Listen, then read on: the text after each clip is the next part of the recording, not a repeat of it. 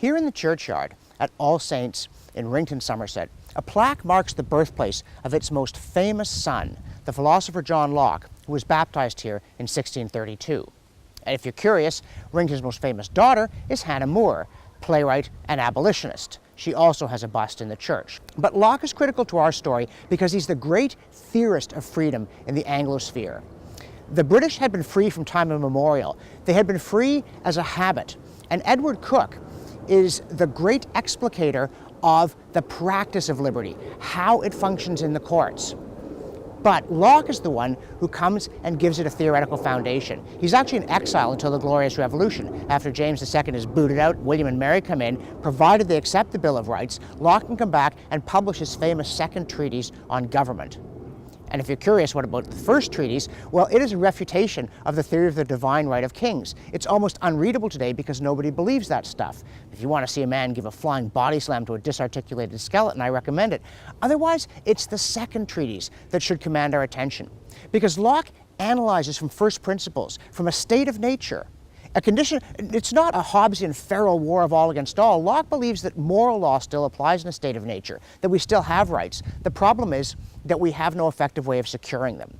That's why we enter into societies and create governments. And it's interesting because Locke's fundamental analysis, he starts with self-ownership. We own ourselves. We have rights just because we're human. We have the right to life. We have the right to liberty. We have the right to think and speak freely. This is now so broadly accepted that it can sometimes be hard to focus on the details. But Locke does so with some somewhat archaic prose, and he spells choose, C-H-U-S-E. You gotta love that. But I would defy anybody who does not believe in limited government and liberty to try to take Locke on first principles. He starts out by saying we own ourselves. We own our own bodies. We own our time and our labor. And therefore we own the things that we make with our time and effort, provided we don't use force or fraud to deprive other people of things that are rightfully theirs. We can exchange things freely, provided that they belong to us. And, crucially, we have a right to defend ourselves. Because what can it mean to say that you own your own body if you're not allowed to stop somebody else from cutting bits of it off? It starts in a state of nature. If someone attacks us to steal our food or to do us in, we're allowed to fight them off, with our hands if necessary, with a club if we have one.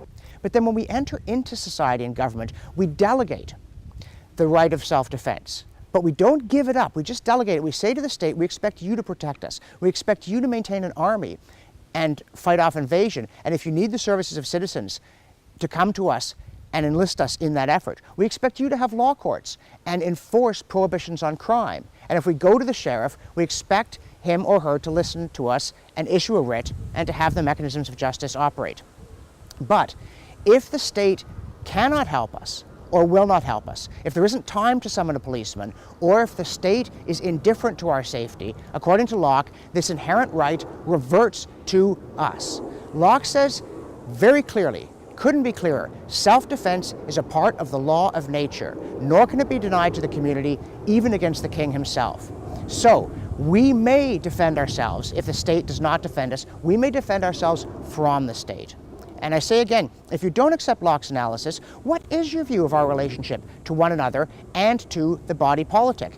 If the state should deprive us of our liberty, deny us the right to free speech, steal our property, imprison us or those we care about without due process, are we to stand by helplessly? Or suppose that we are attacked and the police cannot get there in time. May we not defend ourselves? Shall we say that this other person is entitled to make what use they will of our body? Or do we still have that right of self-possession and the right to defend it? And if it's the latter, can we only defend ourselves with our own meat? I mean, the Discovery Channel did say that the deadliest weapon in history is the human body and the brain attached.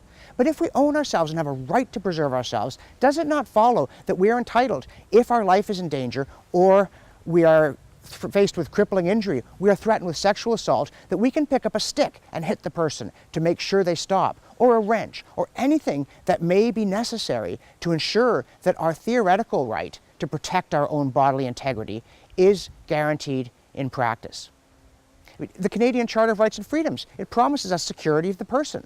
What does that mean, if not that when no other help is available, we are entitled to help ourselves with whatever means necessary? Is this just some privilege granted to us by the state to be withdrawn at its convenience? Or is it something that comes out of the law of nature?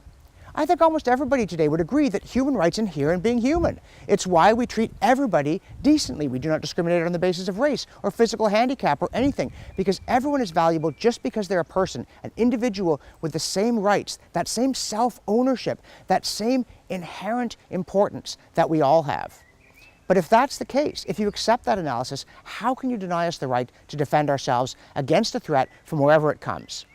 By delegated means, if that works, but by our own hand, if that's what has to be done.